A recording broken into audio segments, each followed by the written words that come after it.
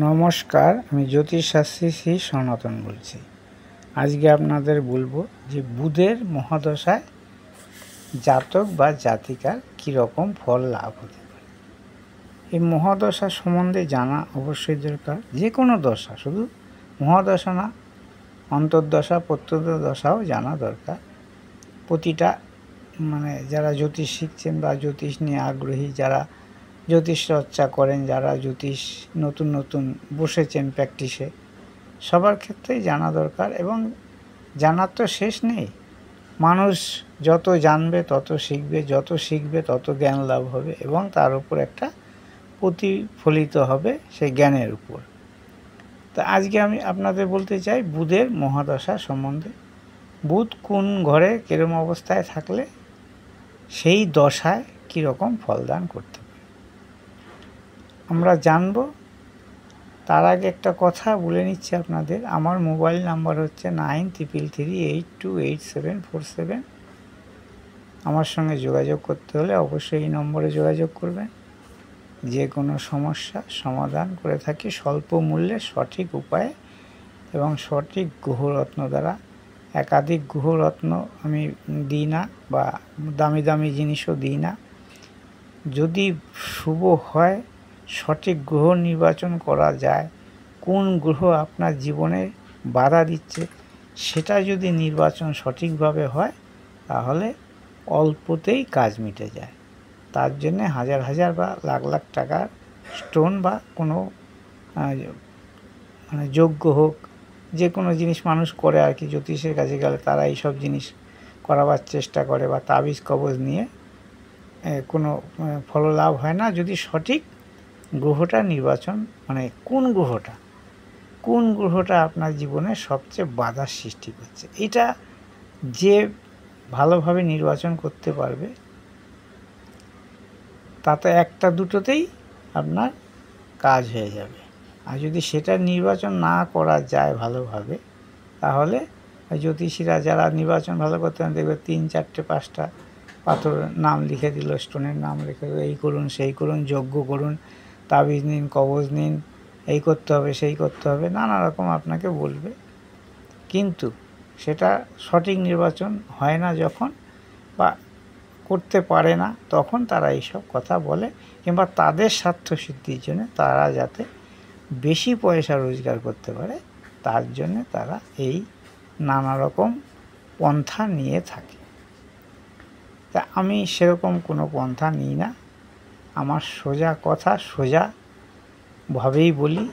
কারণ সোজা কথা সোজাভাবে বললে কেউ ঠকবে না বা ঠকাতেও পারবে না। কারণ আমি যদি আপনাদের ঠকাই, হয়তো একদিন ঠকাবো, কিন্তু পরবর্তীকালে আমি আর ঠকাতে পারবো না আপনাদের। কারণ আপনারা যদি না ঠকেন, আমার প্রেডিকশন যদি সঠিক হয়, আপনারাই আমার কাছে লোক নিয়ে আসবেন যে এর কাছে যা, এ ভালো প্রেডিকশন করে এবং এর থেকে উপকার হয়, আপনারাই বুঝতে পারবেন। তার জন্য আমাকে মানুষ ঠকানোর দরকার পড়ে না, দরকার নেইও। কারণ এইসব কর্ম করে মানুষ সুখে থাকতে পারে না মানুষ ঠকিয়ে, সে যেই হোক। একমাত্র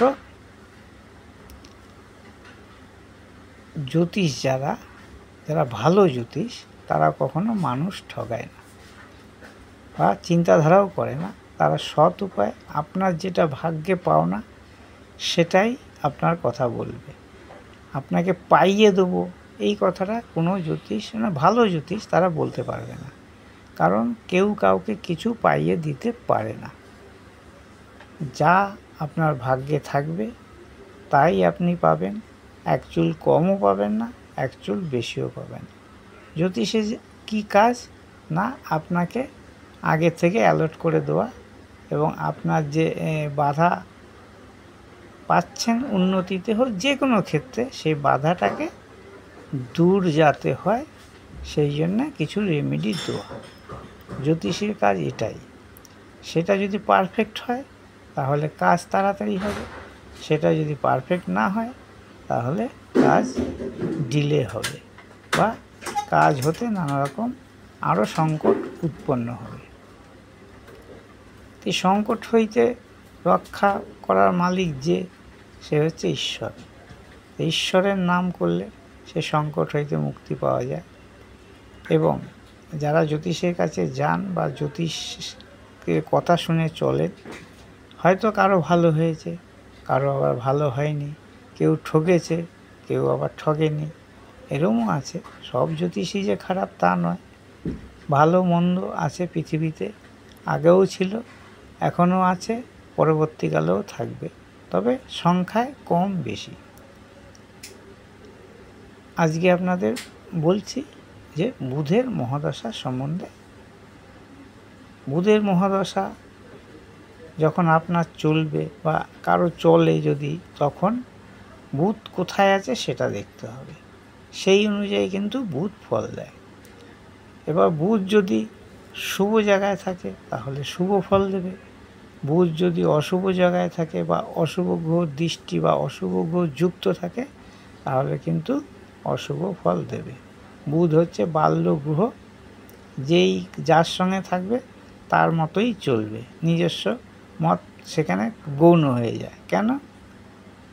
যেহেতু বুধ বালক গ্রহ, বালককে যে যেরম বোঝাবে সে সেরমভাবে কাজ করবে। আসুন আজকে আপনাদের বলি বুধের মহাদশা সম্বন্ধে। বুধ এই কন্যা রাশিতে,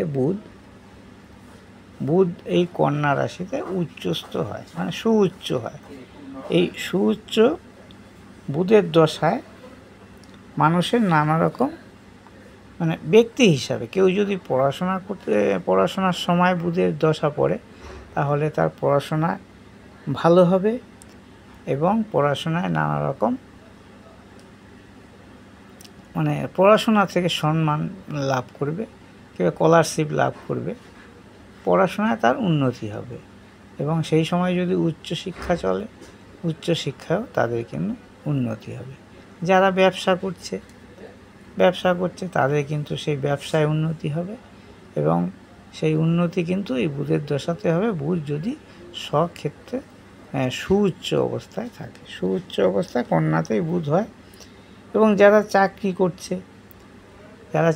করে তারা চাকরি পদোন্নতি হবে এবং বিভিন্ন ক্ষেত্রে, বা সরকারি হোক বেসরকারি হোক, সব জায়গা যেই ক্ষেত্রে চাকরি করবে সেই জায়গা থেকে তার সম্মান বৃদ্ধি লাভ হবে। আবার কেউ যদি জননায়ক বলতে রাজনৈতিক নেতা হোক, যারা হয় তাদের কিন্তু সেই সময়টা ভালো যাবে এবং তাদের নানা রকমভাবে, যাকে বলে যারা এমএলএ এমপি নানা রকম যে যেরকমভাবে যুক্ত, সেই সব জায়গায় কিন্তু তারা সাফল্য লাভ করবে।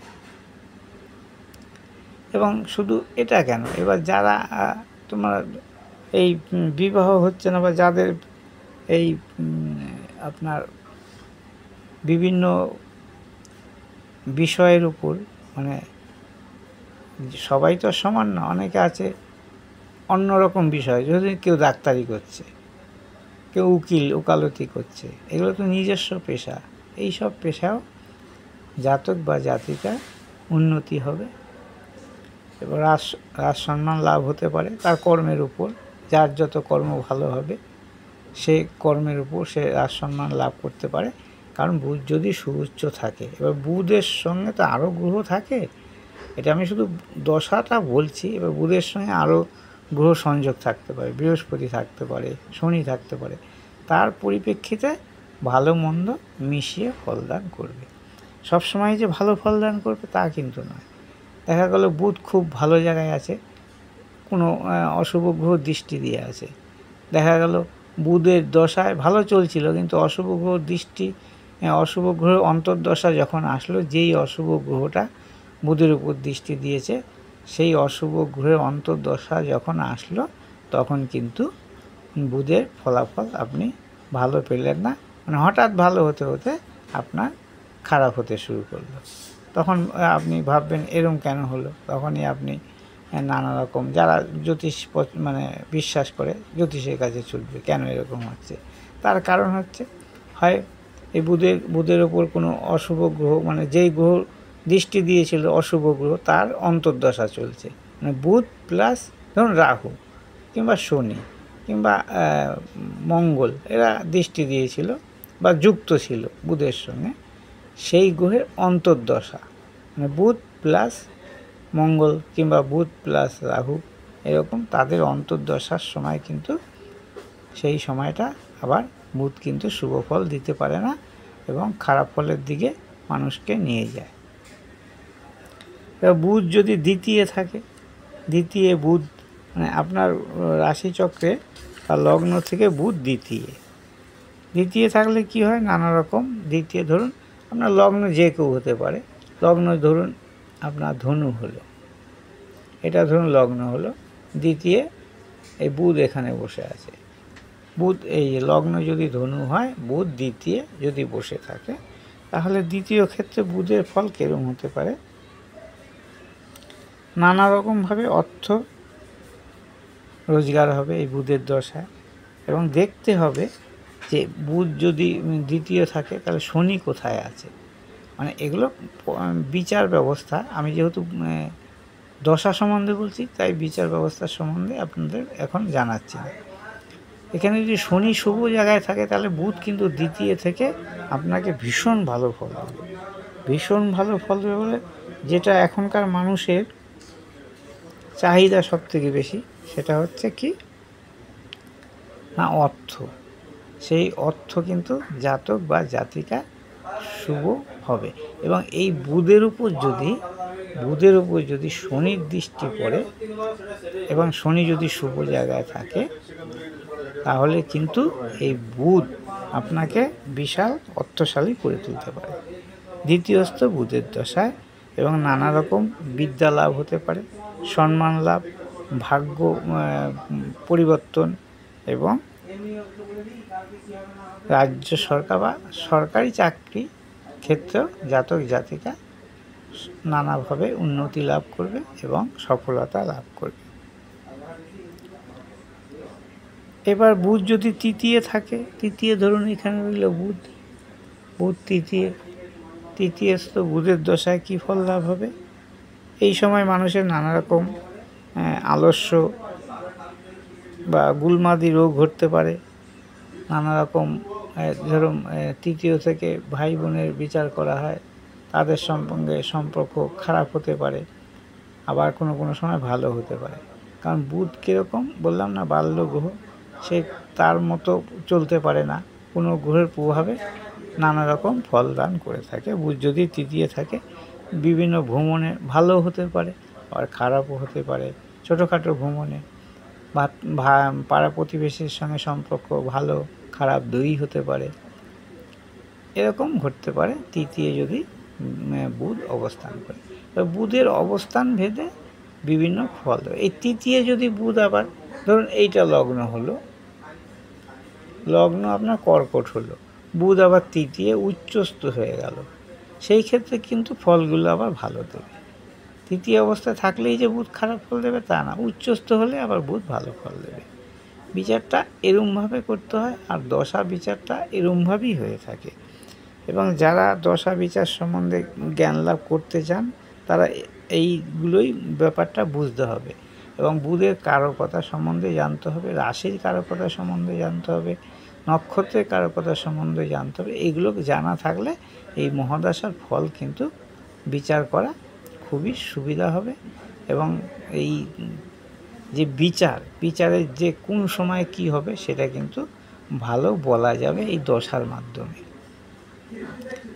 এবার বুধ যদি আপনার ধরুন চতুর্থে থাকে, চতুর্থে এখানে বুধ জ্বলে, এই লগ্ন যদি এটা হয়, কর্কট লগ্ন যদি হয়, চতুর্থে বুধ থাকলে কি হবে না, অনেক সময় কি হয় বললাম না, বুধ অবস্থান ভেদে গৃহনাশ যোগ হয়, বুধ থাকলে ধ্যান নাশ, সুখ নাশ, নানা রকম সাংসারিক অশান্তি এবং স্বপ্নভঙ্গ, পদচ্যুতি, বিভিন্ন ক্ষেত্রে বুধের দশা এগুলো হতে পারে। আবার শুক্র যদি ভালো থাকে, শুক্র যদি উচ্চস্থ থাকে এইখানে, তাহলে এই ঘটনাগুলো আবার নাও ঘটতে পারে। বললাম না, বুধ যেই ঘরে থাকবে সেই রাশিপতি যদি ভালো থাকে, বুধ যার মানে ঘরে থাকবে তার কথাই শুনবে, কারণ বুধ বালক গ্রহ, আগেই বলেছি। এই বালক গ্রহের কারকতা অনুযায়ী বুধ যার ঘরে থাকবে তার কথা শুনে চলবে, এবং সেই যদি ভালো জায়গায় থাকে তাহলে কিন্তু বুধ আবার মানে ভালো ফল দেবে। বুধ যদি পঞ্চমে থাকে, এখানে ধরুন পঞ্চমে, তখন বুধের দশা কেমন হবে? তখন বুধে কিছুটা কুটিল বুদ্ধি সম্পন্ন হবে মানুষ তখনকার সময়ে। তখন যখন বুধের দশা চলবে, হীনবৃত্তি হবে, মানে বিভিন্ন অসাধু কর্ম করবে, এবং এই মানে কষ্ট, মানে অনেক কষ্ট করে সুফল মিলবে, মানে অনেক কষ্ট করে অর্থ লাভ হবে, এবং সন্তানের ক্ষেত্রে নানা রকম অসুবিধা দেখা দেবে। বুধ যদি আবার এই মঙ্গল যদি, এই বুধ হচ্ছে মঙ্গলের ঘরে, মঙ্গল যদি আবার এইখানে থাকে, উচ্চস্থ হয়, তাহলে এই বুধ কিন্তু আবার ভালো ফল দেবে। এইভাবে যদি আপনারা বিচার করেন তাহলে কিন্তু আপনাদের বিচার ব্যবস্থা সঠিকভাবে মিলবে এবং সঠিক হবে। প্রেডিকশনটা করার সময় বুঝতে হবে কোন গ্রহ আপনার শুভ আর কোন গ্রহ অশুভ, সেই জিনিসটা বুঝতে হবে। কোন গ্রহ বর্গাত্মে বলিয়ান আর কোন গ্রহ মানে বলিয়ান নয়, কোন গ্রহ অষ্টমপতির সঙ্গে যুক্ত আছে, বা কোন গ্রহ অষ্টমপতির সঙ্গে যুক্ত হয়ে বা ষষ্ঠপতি বা দ্বাদশপতির সঙ্গে যুক্ত হয়ে কুরগ্রহর সঙ্গে যুক্ত হয়ে আছে, কুরগ্রহ দৃষ্টি দিয়ে মানে দৃষ্টিপ্রাপ্ত হয়ে আছে, সেই গ্রহটাই কিন্তু আপনার জীবনে বাধা সৃষ্টি হয়েছে। এই বাধা সৃষ্টি কারণ হবে সেই গ্রহ, এবং সেই গ্রহের যদি আপনি প্রতিকার করতে পারেন তাহলে আপনার বা আপনার জীবনে যে সফলতা বাধা সৃষ্টি হয়েছিল সেটা কিন্তু মানে আস্তে আস্তে কম হবে, এবং আপনাকে সাফল্যের একটা নির্দিষ্ট জায়গায় নিয়ে যাবে। আপনি যদি সেটা বুঝতে পারেন, বা আপনি কেন, জ্যোতিষরা যদি সেটা বুঝতে পারে তাহলে তারা প্রেডিকশনটা সঠিক করবে। আর যদি বুঝতে না পারে তাহলে ওই বলে না, এই যে গদ ধরা প্রেডিকশন, এই করে দিলাম ব্যাস চললো, এবার তোমার কি হলো তার কোনো ভূক্ষেপ নেই, সে তো পয়সা কামিয়ে নিল বা সে পয়সা রোজগার করে নিল, এবং তুমি পড়লে বিপদে, কোনো কাজ হলো না, তুমি তার কাছে বারবার যাচ্ছ, তাকে ফোন করছো, সে কোনো 2-4 বার হয়তো বলছে এই হবে সেই হবে, সময় হবে, ওখানে এই হবে, তারপরে পরে হয়তো আপনার ফোন নম্বর বন্ধ করে দিল, কিংবা আপনার যখন যাচ্ছেন তখন হয়তো বললো বাড়ি নেই বা চেম্বারে নেই, পরে আসুন, নানা রকম বাহানা দেখিয়ে আপনার কাছ থেকে ছুটকারা পাওয়ার চেষ্টা করবে। কিন্তু যারা ভালো জ্যোতিষ তারা কিন্তু তা করবে না। আজকে এই পর্যন্তই। এক পাটে বুধের দশা বা কোনো গ্রহের দশায় বোঝানো সম্ভব নয়। পরবর্তী দ্বিতীয় পাঠ আমি পরবর্তী দিন আমি দেব, কারণ ছোট ছোট ভিডিও বানালে সবাই দেখতে পছন্দ করে এবং ভালোবাসে। অনেকক্ষণ ধরে দেখা বোর হয়ে যায়, এবং নানা রকমভাবে হয়তো অর্ধেক কেটে কেটে দেখে বন্ধ করে দিল, এতে কিছু বুঝতে পারবে না, বোঝা সম্ভব নয়। মানে কেটে কেটে দেখলে, পুরো না দেখলে বোঝা যাবে না। তাই আমার মোবাইল নম্বর 9333828747। যদি আমার সঙ্গে যোগাযোগ করতে চান এই নম্বরে যোগাযোগ করবেন। যারা জ্যোতিষ শিখতে চায় তারাও এই নম্বরে যোগাযোগ করবেন। আমার এই ভিডিওটা যদি ভালো লাগে অবশ্যই লাইক, শেয়ার, কমেন্ট এবং সাবস্ক্রাইব করবেন। কমেন্ট করুন এবং প্রশ্নের আপনারা উত্তর নিন। আপনি যদি প্রশ্ন করেন সেই প্রশ্নের আমি উত্তর দেব। কমেন্ট আপনাদের করতে হবে। কমেন্ট না করলে আমি জানবো কী করে আপনারা কী জানতে চাইছেন। নমস্কার।